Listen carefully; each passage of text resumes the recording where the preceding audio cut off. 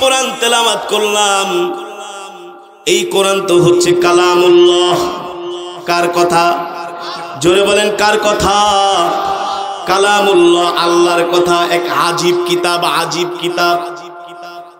রাহমাতুল লিল আলামিন কোরআন পড়ছেন। কুল উহিয়া ইলাইয়া আন্নাহু ইসতামা'a নাফারুম মিনাল জিন্নি ফাকালু ইন্না সামি'না কুরআনান আজাবা। আল্লাহু আকবার।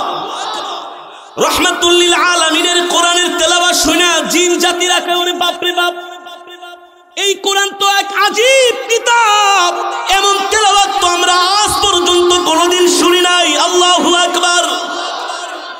এই কোরআন হচ্ছে আজীব কিতাব। প্রথমত আল্লাহ তাআলা আল্লাহর নবীকে কোরআন দিয়েছেন মক্কার মানুষদেরকে কোরআন শোনানোর জন্য। আল্লাহ কোরআন দিয়ে বললেন, ইন্না আনজালনা ইলাইকা যিকরা লিতুবাইয়িনা লিন-নাস।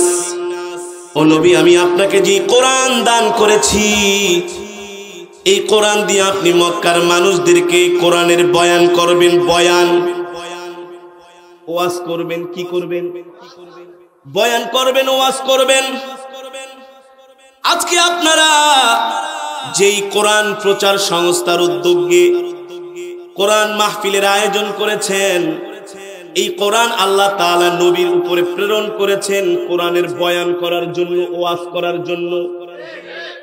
আল্লাহ তাআলা দুনিয়ার জমিনে যতগুলো পয়গম্বর পাঠিয়েছেন, প্রত্যেকটা পয়গম্বরকে আল্লাহ বক্তা বানায় পাঠাইছেন। বক্তা, ওয়াইস। কি?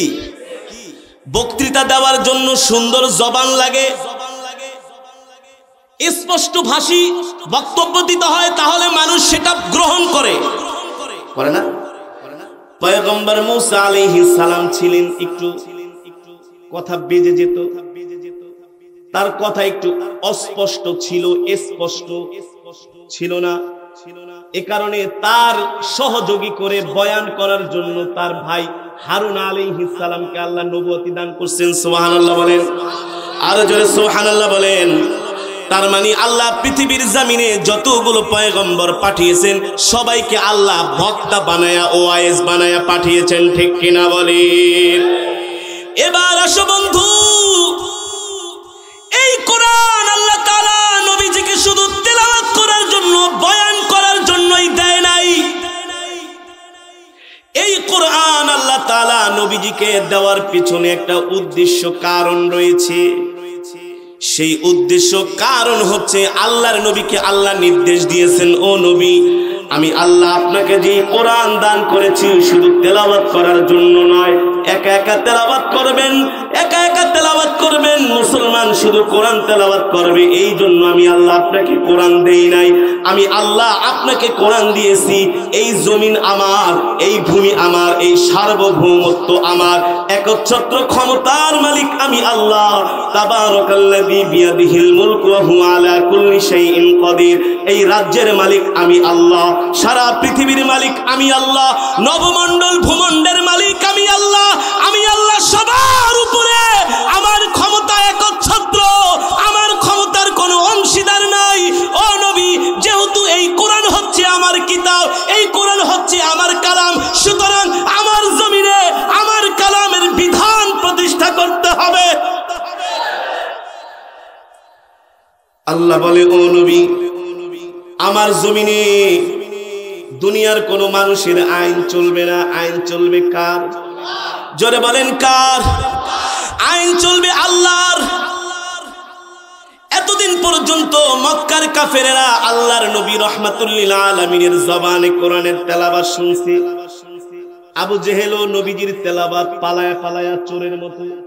রাত 2টা বাজে, ঘুম থেকে উঠে কুপি একটা নিয়ে কম্বল মুড়ি দিয়ে আল্লাহর নবীর ঘরের দিকে রওনা শুরু করছে।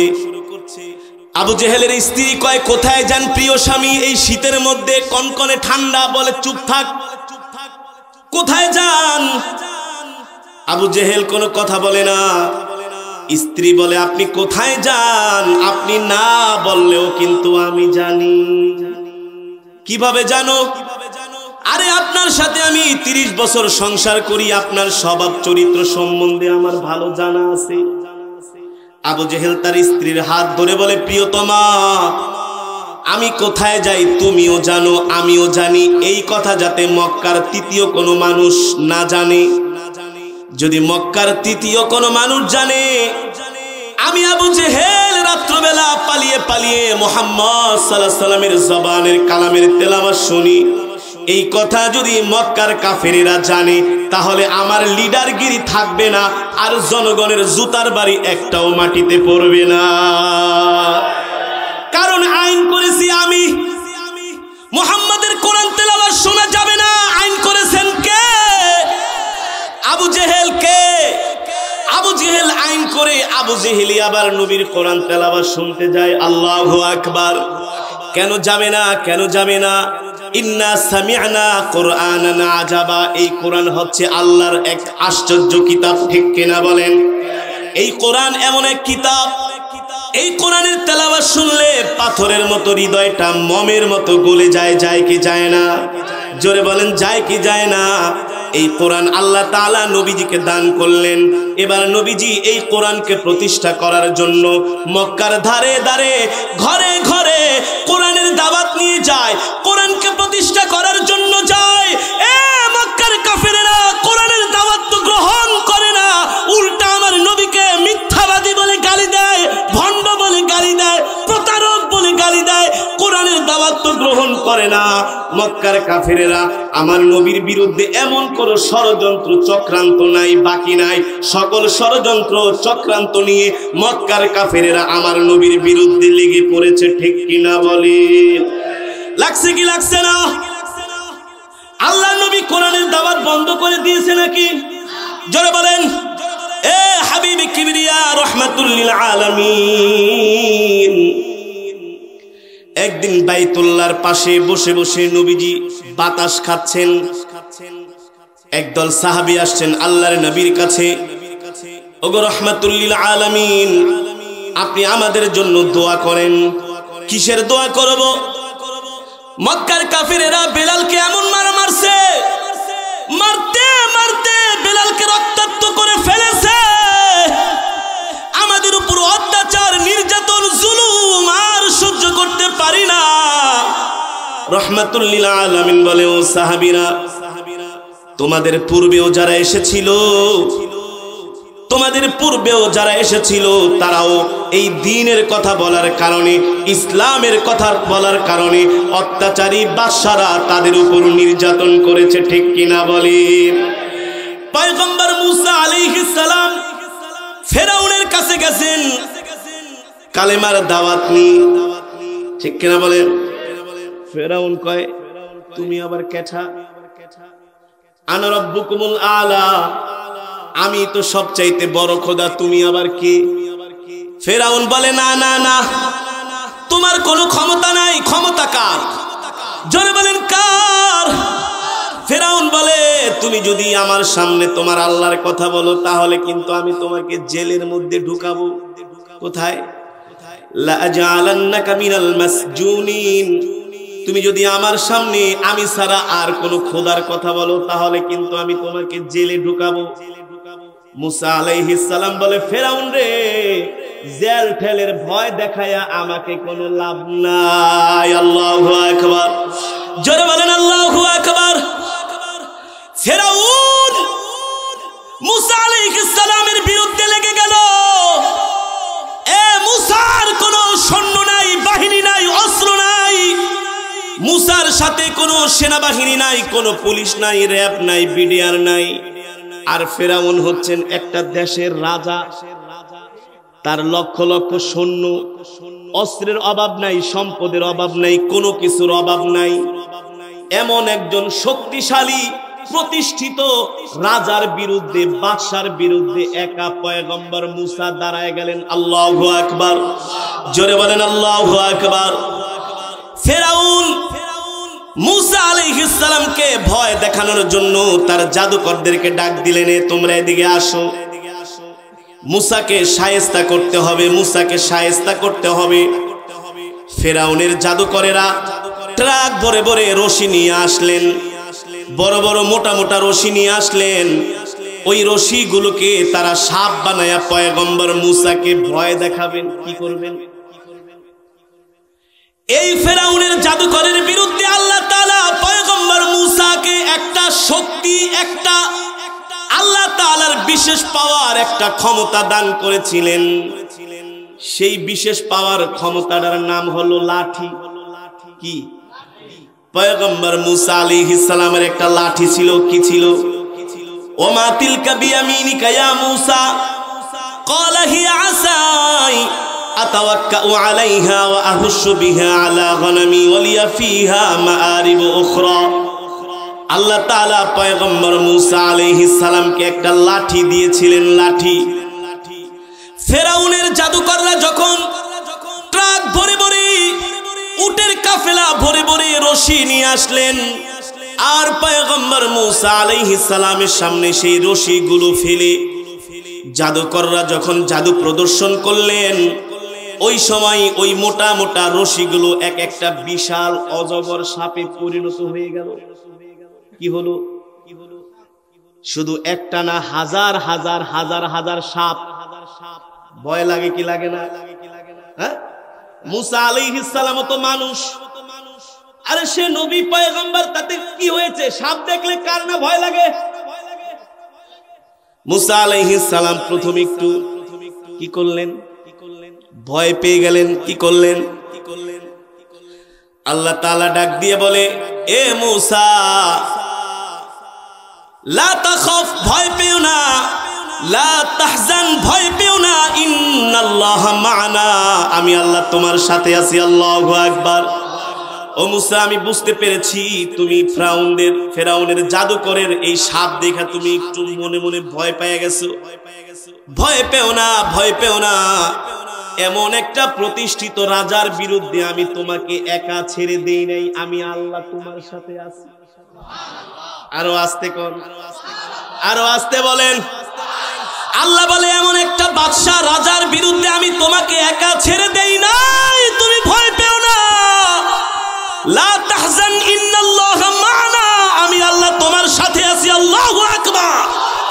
এ মূসা, তুমি একটা কাজ করো, তোমার হাতের যে লাঠিটা আছে লাঠিটা জমিনে ফালাও, নিক্ষেপ করো। কি করো? পয়গম্বর মূসা তার হাতের লাঠিটা জমিনে নিক্ষেপ করলো। ফেরাউন তো মহা খুশি। মূসা রে, এবার তোকে মজা দেখাবো, তুই আমার সামনে আইসা, আমি এত বড় বাদশা, এত বড় খোদা, তুই আমার সামনে আইসা তুই তোর আল্লাহর পরিচয় দেস, মজাটা আমি তোকে দেখাইতেছি। বুঝেন না? ফেরাউন দাঁত বাইর করে হাসতেছে। মূসা আলাইহিস সালাম ভয় পেয়ে গেলেন। আল্লাহ বলে, ভয় পেও না, একটু পরে আমি আল্লাহ ফেরাউনের মজা দেখাইতেছি। মজা কাকে বলে? আল্লাহু আকবার।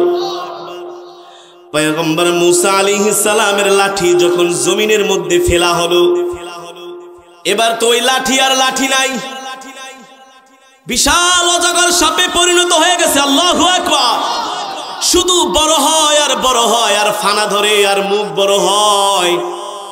এবার একটা একটা করে ফেরাউনের জাদুকরের যত সাপ আছে সবগুলাকে এদিকে ঘুরে সব পেটে চলে আসে, ডানে ঘুরে পেটে চলে আসে, বামে ঘুরে পেটে চলে আসে, পিছনের দিকে ঘুরে পেটের মধ্যে চলে আসে। জাদুকররা দেখা তো একেবারে অবস্থা খারাপ। জাদুকরেরা দেখা অবস্থা খারাপ। আরে চিন্তা করলাম কি আর হইলটা কি?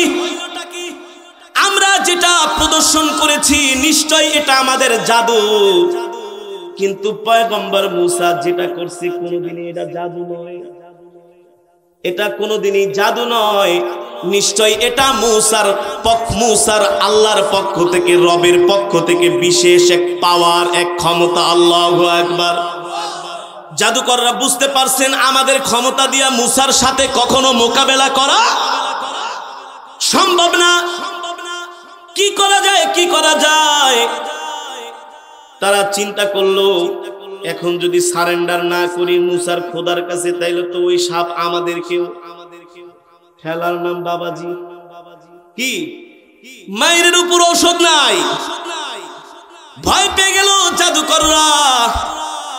এবার জাদুকররা এই দৃশ্য দেখা একেবারে জমিনে আল্লাহর কদমে সেজদায় পড়ে গেছেন। আল্লাহু আকবার। জোরে বলেন আল্লাহু আকবার।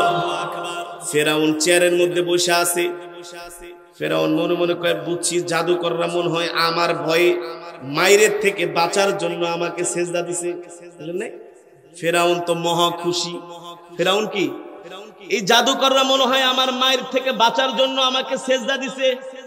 ফেরাউন মনে মনে কয় ঠিক আছে, জাদুতে হাইরা গেছোস, যা তোদেরকে ক্ষমা করে দিব, যেহেতু আমার পায়ে কি করছস সেজদা দিয়েছিস। কিন্তু জাদুকররা ফেরাউনের এই ভুল ভাঙার জন্য ফেরাউন যাতে অত খুশিতে গদগদ না হয়, সেজদা থেকে মাথা উঠায় বলে ক্বালু আমান্না বিরব্বি হারুন ওয়া মূসা। আল্লাহু আকবার।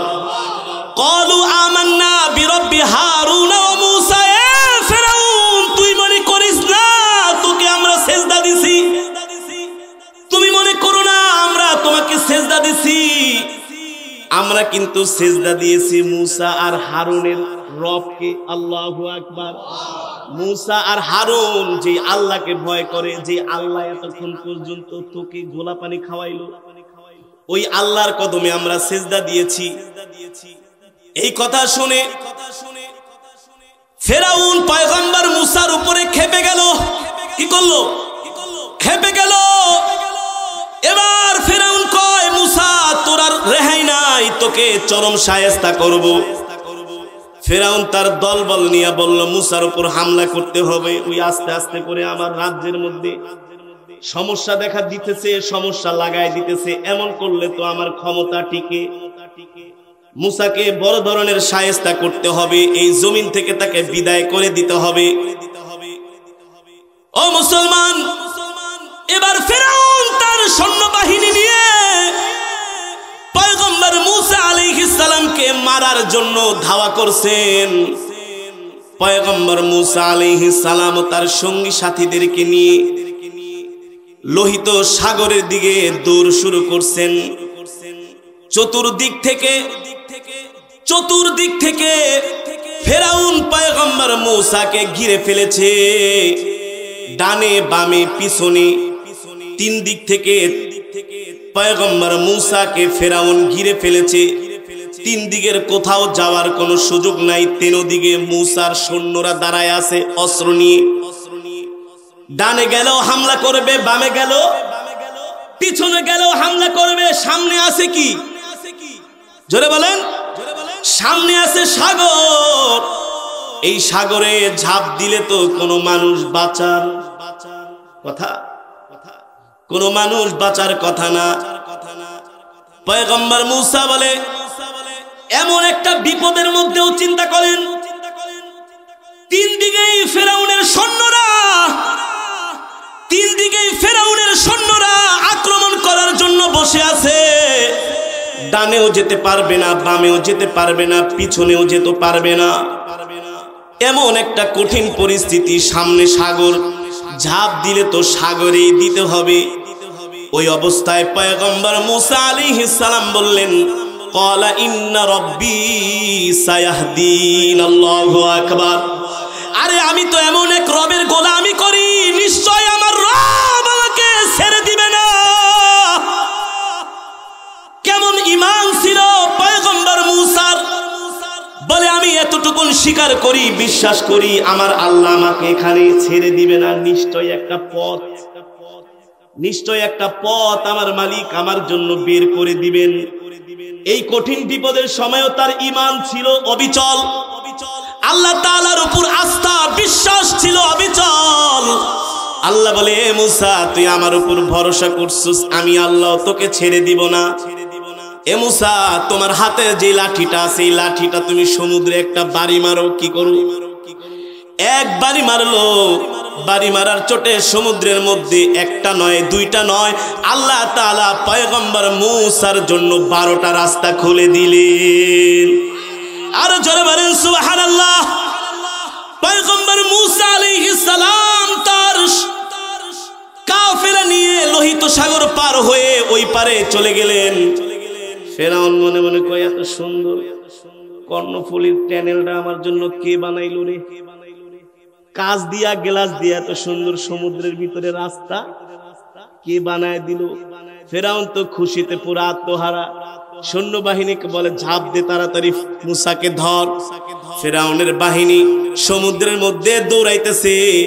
অর্ধেক আসার পরে আল্লাহ বলে, এ সমুদ্র রাস্তা ভাইয়া খান খান হয়ে যা, আগের মতো হয়ে যা, রাস্তা নাই। এবার ঢেউয়ের তরঙ্গমালা শুরু হয়েছে, ঢেউ শুরু হয়ে গেল।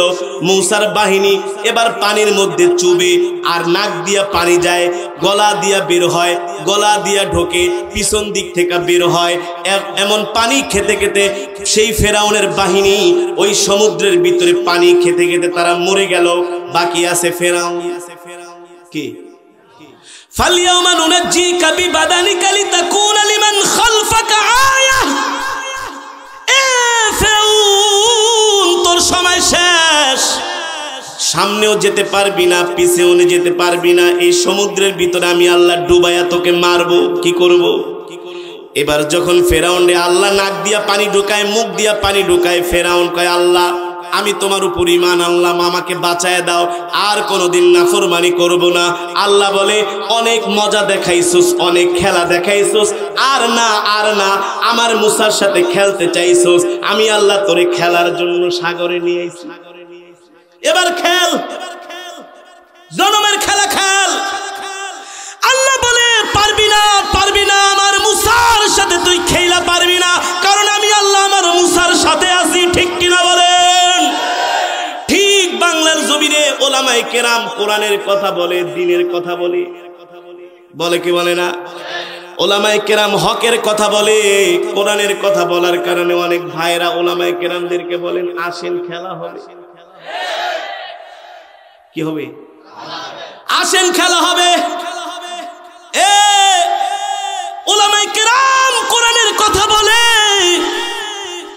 পয়গম্বর আল্লাহর কথা, পয়গম্বর মুসা এক আল্লাহর কথা বলেছে। ফেরাউন মুসার সাথে খেলতে চাইছে, খেলা জিততে পারে নাই। ঠিক কিনা বলেন? ফেরাউন পানি খেতে খেতে পুটকা মাছের মতো ফুইলা গেছে। আল্লাহ বলে, ফেরাউন না রে, আমি চাইলে এই সাগরের মধ্যে অনেক বড় বড় জলজ প্রাণী আছে, তোকে এক গিলায় একেবারে খেয়ে ফেলতে পারতো। একবার মুখে দিবে, আর একটা রসগোল্লার মতো তোকে টান দিয়া এই সমুদ্রের মধ্যে আমি আল্লাহ এমন বড় বড় জলজ প্রাণী বানাইছি, তোকে খেয়ে ফেলতে পারতো। কিন্তু আমি আল্লাহ তোকে খাওয়া হারাম করে দিয়েছি। তার কারণ হলো, তোর মতো 90 ফেরাউন দুনিয়ার জমিনে আসবে, আমার কোরআনের বিরুদ্ধে কথা বলবে, ইসলামের বিরুদ্ধে কথা বলবে। ঠিক কিনা বলেন? তোর মতো ফেরাউনকে দেখা দেখা যাতে তারা শিক্ষা নিতে পারে। কি নিতে পারে? ফেরাউনের লাশ সেই মিশরের কায়রোর জাদুঘরে আছে, নীল নদের পাশে। আমি নিজেও দেখে আসছি।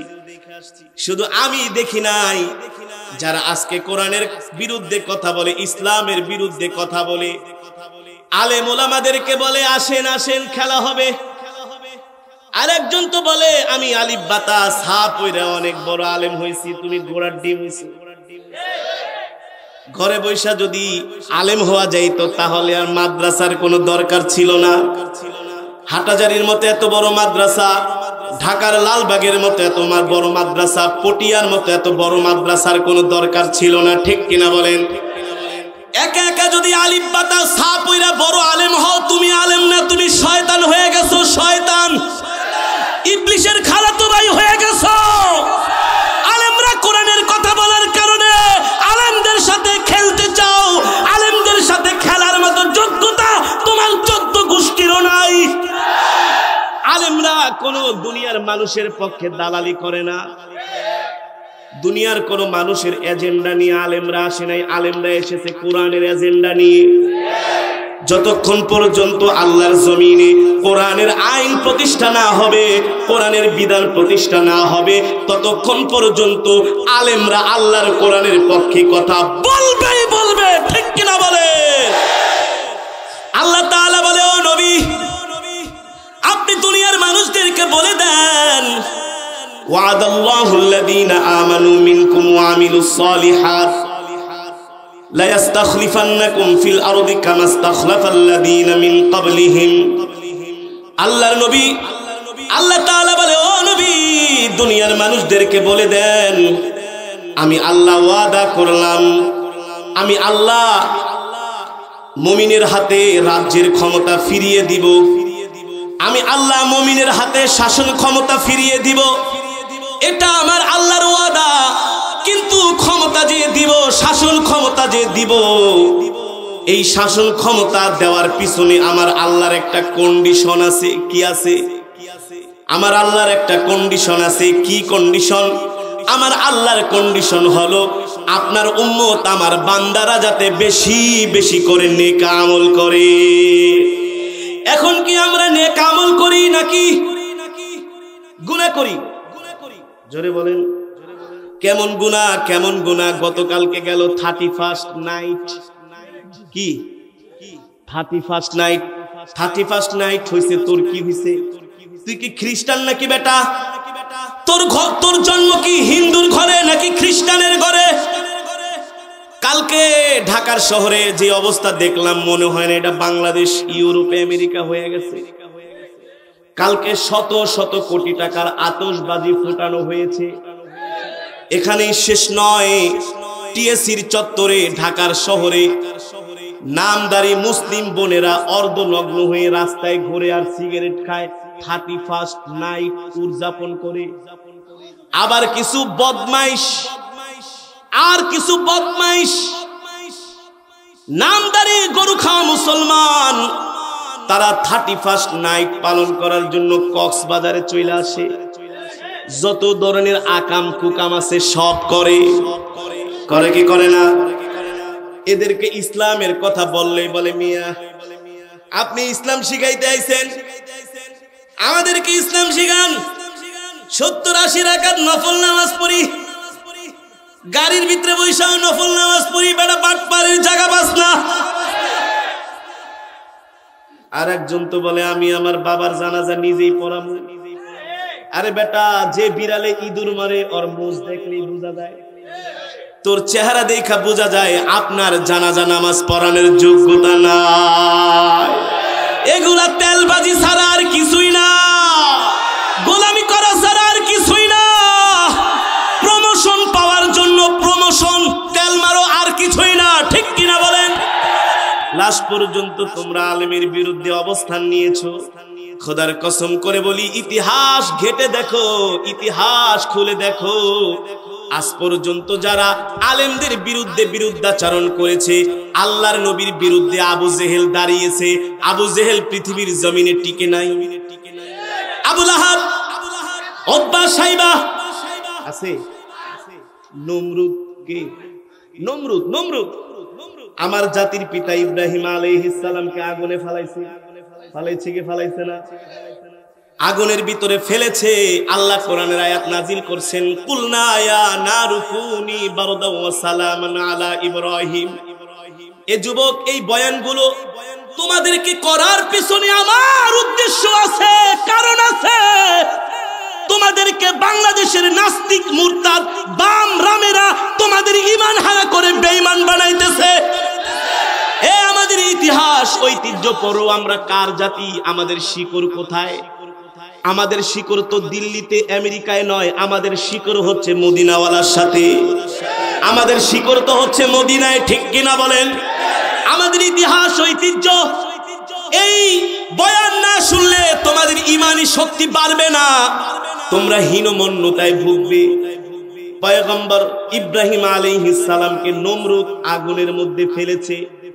আগুনের মধ্যে আবার মানুষকে ফালাইলে মানুষ বাঁচে নাকি? হ্যাঁ, আল্লাহ কোরআনের আয়াত নাজিল করেছেন, কুলনা ইয়া নারু কুনি বারদাও ওয়া সালামান আলা ইব্রাহিম। এ আগুন, সাবধান সাবধান, তোর মধ্যে আমার ইব্রাহিমকে নিক্ষেপ করা হয়েছে। আমার আল্লাহর নির্দেশ, আমার ইব্রাহিমের একটা পশম যাতে। এ আগুন, তুই আমার ইব্রাহিমের জন্য এমন হবি, আগুনের কুণ্ডুলিটাই আমার ইব্রাহিমের জন্য জান্নাত হয়ে যাবি। সুবহানাল্লাহ বলেন। কেমন হবি? যদি গরম লাগে আমার ইব্রাহিম কষ্ট পাবে, আর যদি বেশি ঠান্ডা হস তাহলে আমার ইব্রাহিমের ঠান্ডা লেগে যাবে।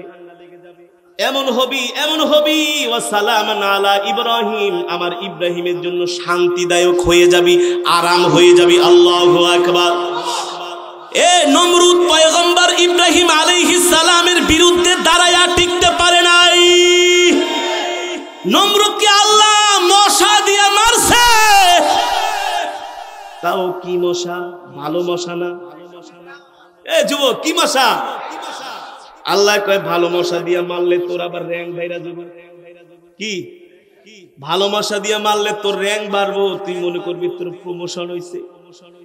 তোরে আমি ভালো মশা দিয়েও মারবো না, একটা ল্যাংরা মশা নাক দিয়া ঢুকে গেছে, মাথার ভিতরে যায় মশা ভন ভন করে।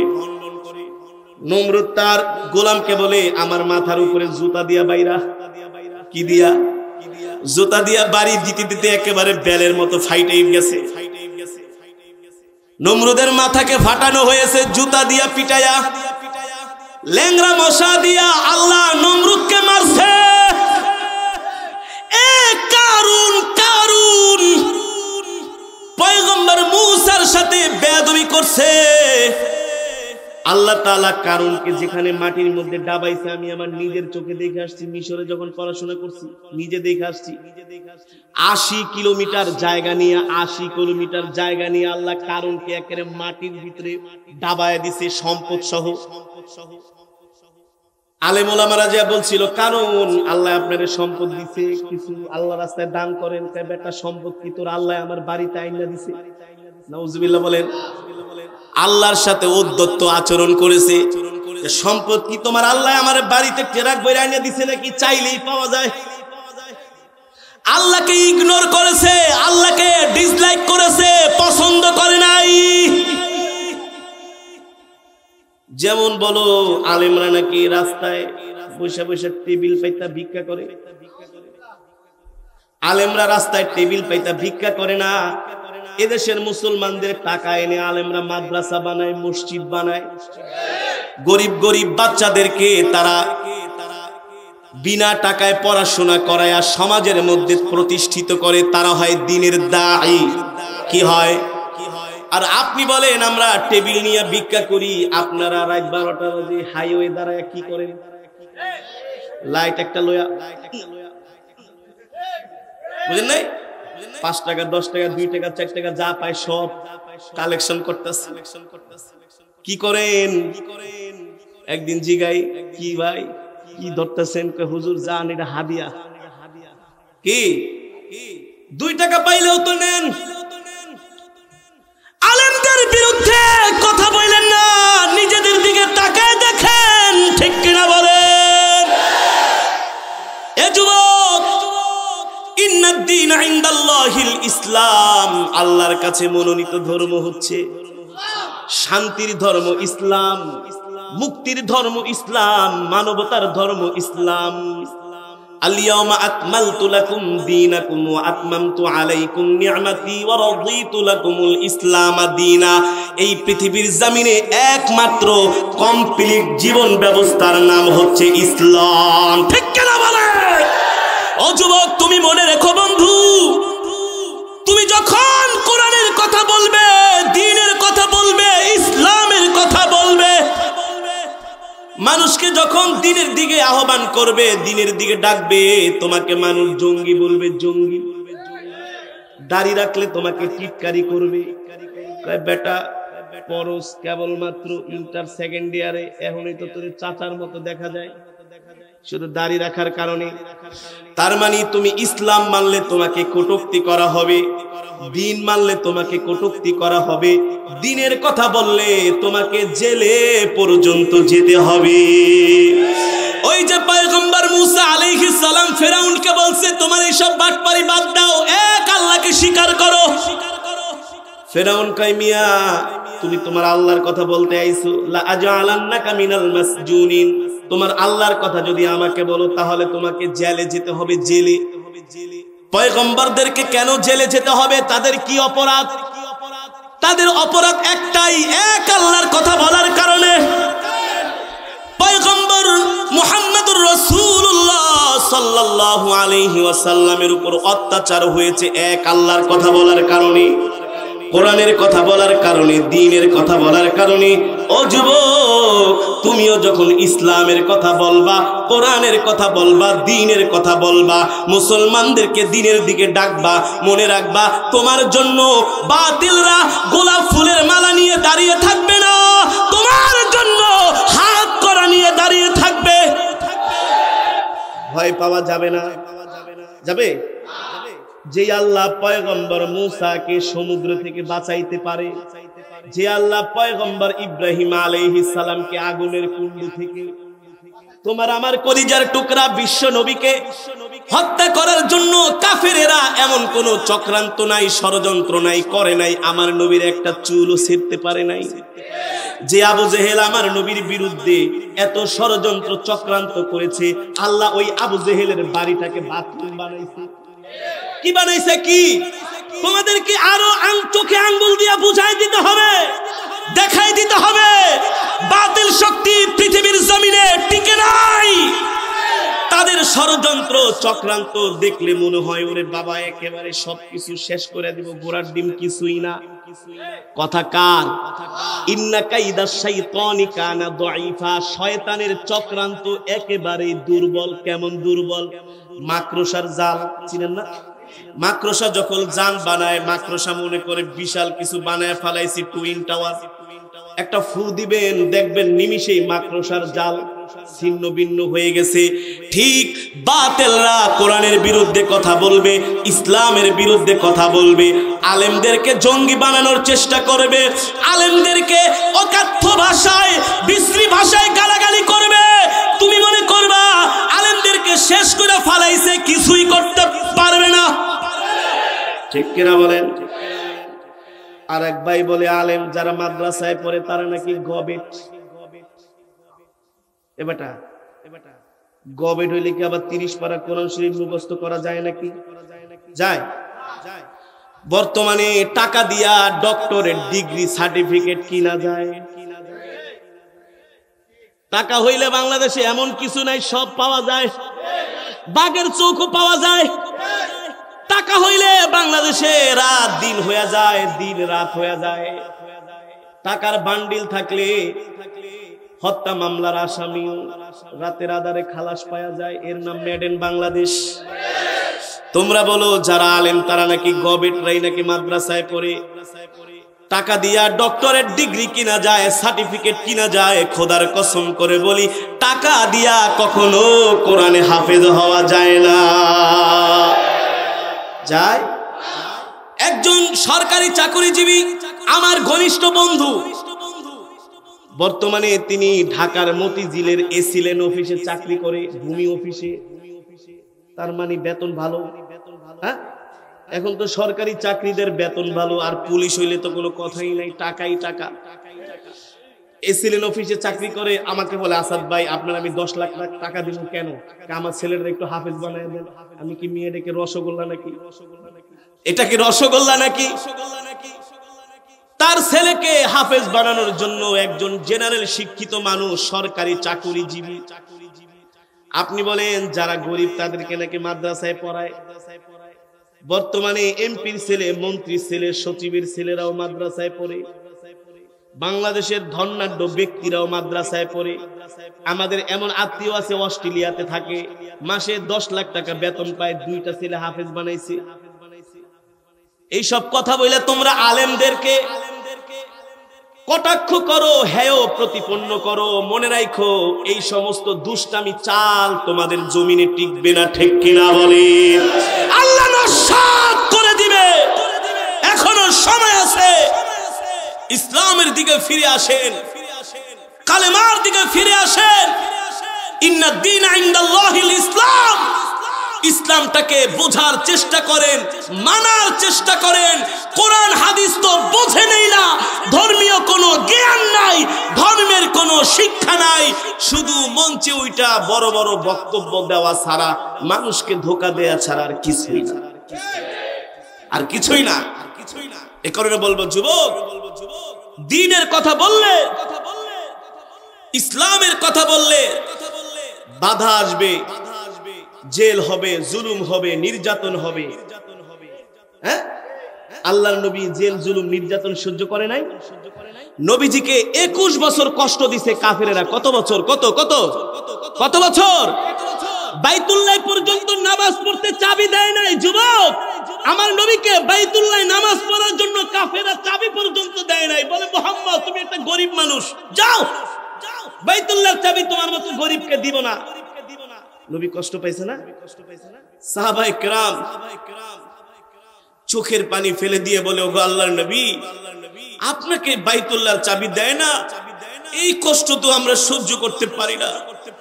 আল্লাহর নবী আবু বকরকে ডেকে বলে, আবু বকর কষ্ট পেও না, আর কিছুদিন পরে আমি হব এই মক্কার প্রেসিডেন্ট। কি হব? তুমি হবে প্রধান বিচারপতি, তুমি হবে প্রধান বিচারপতি, আর আমার ওমর হবে সেনাবাহিনীর প্রধান। কি? সেনাবাহিনীর প্রধান। নবী হবে প্রেসিডেন্ট, আর আবু বকর হবে জাস্টিস, বিচারপতি। এই কথা শুনা সাহাবীরা আবেগে আর সহ্য করতে পারে নাই। তারা জানে আল্লাহর নবীর এই জবানের কথা কোনোদিন মিথ্যা হতে পারে, অসত্য হতে পারে। সাহাবায়ে কেরাম আবু জেহেলের ডাক দিয়া বলে, চাবি দাও নাই, মনে রাখো গোষ্ঠী শুদ্ধ মক্কা থেকে পিটায় পিটায় বাইর করো, বাইতুল্লাহর চাবি আমাদের হাতে আসবে। আমার নবী হবে মক্কার প্রেসিডেন্ট, আমি হব প্রধান বিচারপতি, ওমর হবে সেনা প্রধান।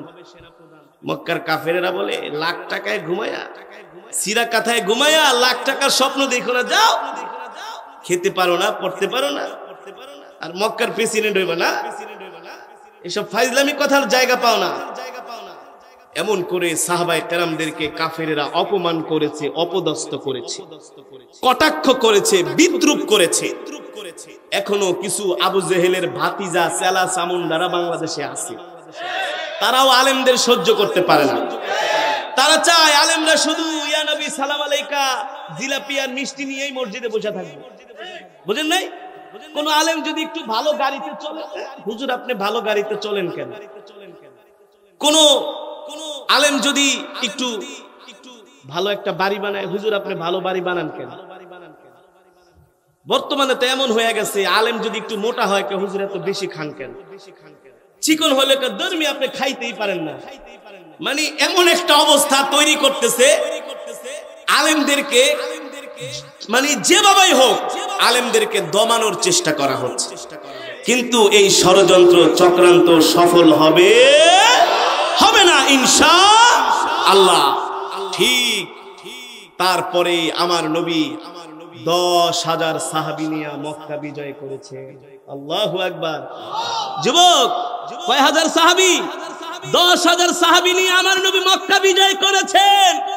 যেই বেঈমানেরা আমার নবীকে কটাক্ষ করেছে, আমার নবীকে কষ্ট দিয়েছে, লজ্জা দিয়েছে, অপমান অপদস্থ করেছে, ওই বেঈমানেরা আমার নবীর ভয়ে ঘরে যায় দরজা লাগায় পালায় গেছে। মুহাম্মদের সামনে পড়লে খবরই আছে। ক্ষমতার মালিক কে? রাজ্যের মালিক কে? আল্লাহ বলছেন, ওয়াদাল্লাহুল্লাযীনা আমানু মিনকুম ওয়া আমিলুস সলিহাত, আমি তোমাদেরকে রাজ্যের ক্ষমতা দিব, শর্ত আছে, কন্ডিশন আছে, তোমাদেরকে আমলে সলিহ করতে হবে, নেক আমল করতে হবে। এ যুবক, এই পৃথিবীর ক্ষমতা আবার মুসলমানের হাতে আসবেই আসবে ইনশাআল্লাহ। ভারতের রাজ্যসভায় কালেমার পতাকা উড়বে, আমেরিকার হোয়াইট হাউসে কালেমার পতাকা উড়বে, বাংলাদেশের সংসদ থেকে খেলাফত প্রতিষ্ঠা হবে, কোরআনের আইন পাস হবে। কারো ক্ষমতা, কারো ঠেকানোর ক্ষমতা নাই, কেউ ঠেকে রাখতে পারবে না ইনশাআল্লাহ। পারবে না। আল্লাহ মুসলমানদের হাতে আবার ক্ষমতা দিবে। এখন হচ্ছে মুসলমানদের একেবারে শেষ পর্যায়ে, চূড়ান্ত পর্যায়ে মুসলমানদের উপর নির্যাতন হচ্ছে। এই ভয়াবহ অবস্থা থাকবে না সারা পৃথিবীতে। আজকের পত্রিকায় দেখলাম গড়ে দৈনিক 6,000 করে সারা পৃথিবীতে ভিন্ন ধর্মাবলম্বীরা কালেমা পড়ে মুসলমান হচ্ছে। দৈনিক কয় হাজার? আপনারা দেখেন নাই যমুনা টেলিভিশনে একটা প্রতিবেদন প্রকাশ করেছে 2050 সালের পরে আমেরিকায় হবে মুসলমান সবচাইতে সংখ্যাগরিষ্ঠ। আমেরিকায় সবচাইতে মুসলমানদের সংখ্যা বেশি হবে ইনশাআল্লাহ। কাফের মুশরিক বেঈমানেরা মুসলমানদেরকে দমায় রাখতে পারবে না। আমরা যদি ঈমানওয়ালা হতে পারি, আমলওয়ালা হতে পারি, তাকওয়াবান হতে পারি, গুনাহ ছেড়ে দিতে হবে। যুবক, গুনাহ করা যাবে না। একটা আদনা থেকে আদনা গুনাহ ছেড়ে দিতে হবে। আমরা তো মুসলমান, আমরা তো সেই মুসলমান মৃত্যুর কূপের সামনে দাঁড়িয়েও আমরা বাতিলের সামনে কখনো মাথা নত করি না, ঠিক কিনা বলেন? আমরা তো সেই মুসলমান, জীবনের চাইতেও আমরা আল্লাহকে বেশি ভালোবাসি, ইসলামকে বেশি ভালোবাসি, ঈমানকে বেশি ভালোবাসি, ঠিক কিনা বলেন? এ কারণে যুবক, তোমাদের হাতে ধরি, পায়ে পড়ি, ইসলামকে আঁকড়ে ধরো। তারাকতু ফীকুম আমরাইন লান তাদিল্লু মা তামাসসাকতুম বিহিমা কিতাবাল্লাহি ওয়া সুন্নাত রাসূলি। নবীজি বলেছেন, সাবধান, তোমরা কোরআন সুন্নাহকে ছেড়ে দিও না। কোরআন সুন্নাহর রশিকে আঁকড়ে ধরবে, পৃথিবীর কোন পরাশক্তি তোমাদেরকে পরাজিত করতে পারবে। এ কারণে ইসলামকে আঁকড়ে ধরতে হবে। যে কোরআন আমি আপনাদের সামনে তেলাওয়াত করেছি, এই কোরআনের তেলাওয়াত শুনতে খুব মজা, কিন্তু এই কোরআনের কথাগুলো মানতে অত বেশি মজা। কারণ এই কোরআনের কথা মানলেই তো আপনি সুদ খেতে পারবেন না, এই কোরআনের কথা মানলেই আপনি ঘুষ খেতে পারবেন না, এই কোরআনের কথা মানলে আপনি অন্যের সম্পদ লুণ্ঠন করতে পারবেন না, এই কোরআনের কথা মানলে আপনি জিনা করতে পারবেন না, ব্যভিচার করতে পারবেন না, কোনো মানুষের মনে কষ্ট দিতে পারবেন না। এই কোরআনের কথাগুলো আপনার জীবনে যখন বাস্তবায়িত করবেন, তখন আপনাকে হতে হবে 1 নাম্বার খাঁটি মুসলমান, 1 নাম্বার মুসলমান হতে হবে। এ কারণে আল্লাহর কোরআনের বিধান, আল্লাহর কোরআনের আইন কানুনগুলো, আল্লাহ যে নির্দেশ দিয়েছেন সেই নির্দেশগুলো আমাদের জীবনে বাস্তবায়িত করতে হবে, ঠিক কিনা বলেন? আল্লাহ আমাদের তৌফিক দান করুক, বলি আমিন। আল্লাহর কোরআন অনুযায়ী না না একবারে কেরাত পড়া কষ্ট আছে।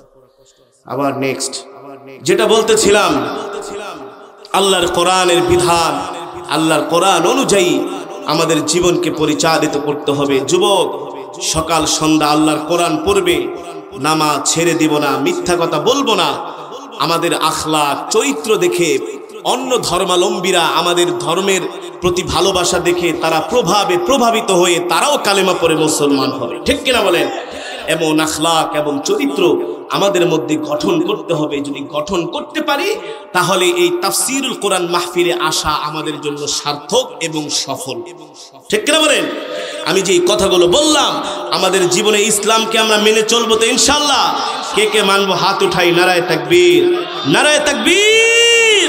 আল্লাহ আমাদের তৌফিক দান করুক, বলি আমিন। হাত নামান, 5 ওয়াক্ত নামাজ জামাতের সাথে পড়বেন, মিথ্যা কথা বলবেন না, মানুষকে কষ্ট দিবেন না, মানুষ সাথে ধোঁকাবাজি প্রতারণা করবেন না। একজন পাক্কা মুমিন ইমানদার হয়ে যেন আমরা বাঁচতে পারি, আল্লাহ আমাদের তৌফিক দান করুক। এই কোরআনের মাজমাকে আল্লাহ কিয়ামত পর্যন্ত কবুল করুক, বলি আমিন। এই মাহফিলের যারা আয়োজক, আমার যুবক বন্ধুরা, অত্র এলাকার মুসলমান, আল্লাহ সকলকে উত্তম জাযায়ে খায়ের দান করুক, বলি আমিন। হ্যাঁ, প্রবাসীদের জন্য দোয়া চাওয়া হয়েছে। যারা এই মাহফিলে টাকা দিয়ে, পয়সা দিয়ে সহযোগিতা করেছেন, পরামর্শ দিয়ে, আমরা সকলেই সকলের জন্য দোয়া করব ইনশাআল্লাহ। আজকের মাহফিলে আসতে পেরে আপনারা খুশি নাকি বেজার? খুশি তো ইনশাআল্লাহ? আপনারা যদি কোরআনের মজমায় এসে খুশি হন বলেন, তাহলে আল্লাহও আমাদের উপর খুশি হয়ে যায়। আমরা কোরআন শুনে খুশি, আল্লাহও আমাদের উপর খুশি, ঠিক কিনা বলেন? এবার আমরা সকলেই সকলের জন্য দোয়া করব। আল্লাহুম্মা আমিন। اللهم صل على محمد وعلى آل محمد كما صليت على إبراهيم وعلى آل إبراهيم إنك حميد مجيد اللهم بارك على محمد وعلى آل محمد كما باركت على إبراهيم وعلى آل إبراهيم إنك حميد مجيد ربنا ظلمنا أنفسنا أنفسنا وإن لم تغفر لنا وترحمنا لنكونن من الخاسرين ربنا آتنا في الدنيا حسنة وفي الآخرة حسنة وقنا عذاب النار يا أول الأولين يا آخر الآخرين يا ذا القوة المتين يا راحم المساكين يا أرحم الراحمين يا أرحم الراحمين يا أرحم الراحمين يا علي يا عظيم يا حليم يا كريم رب العالمين أمرنا فرمان أبي رحمن أي مالك এই গভীর রজনীতে গুনার বোঝা মাথায় নিয়ে ভিক্ষুকের মতো দুইখানা হাত উঠিয়েছি আল্লাহ আয় মালিক মেহেরবানি করে আপনি আমাদের तमाम জীবনের সমস্ত গুনাহ খাতাগুলো maaf করে দেন আয় মাওলাই করিম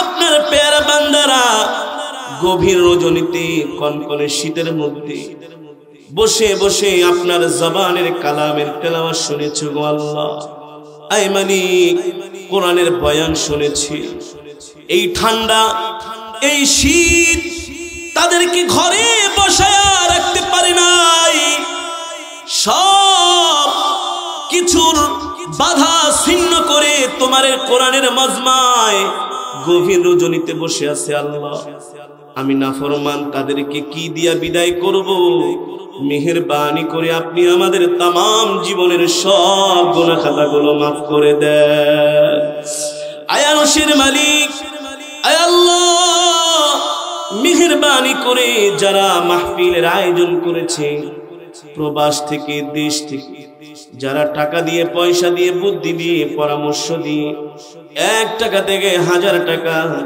মাহফিলের জন্য আল্লাহ দান করেছে মেহেরবানি করে আপনি সকলের দানকে কবুল আর মঞ্জুর করে নেন আয় মাওলাই করিম আমাদের জনম দুঃখিনী আব্বা জান আম্মা জানের কবরে আযাবগুলো maaf করে দেন আব্বা আম্মার কবরকে জান্নাতের বাগান বানায় দেন আয় আল্লাহ জনম দুঃখিনী মা 10 মাস 10 দিন গর্ভে ধারণ করে আমাদেরকে লালন করেছে ওই মা জনমের মতো বিদায় নিয়ে অন্ধকার কবরে শুয়ে আছে বন্ধুর মতো বাবা নিজের সব উপার্জন আমাদের জন্য ব্যয় করেছেন গো আল্লাহ ওই বাবা অন্ধকার কবরে শুয়ে আছে আয় মালিক মেহেরবানি করে আব্বা আম্মার কবরে আযাবগুলো maaf করে দেন গো আল্লাহ আব্বা আম্মার কবরকে জান্নাতের বাগান বানায় দেন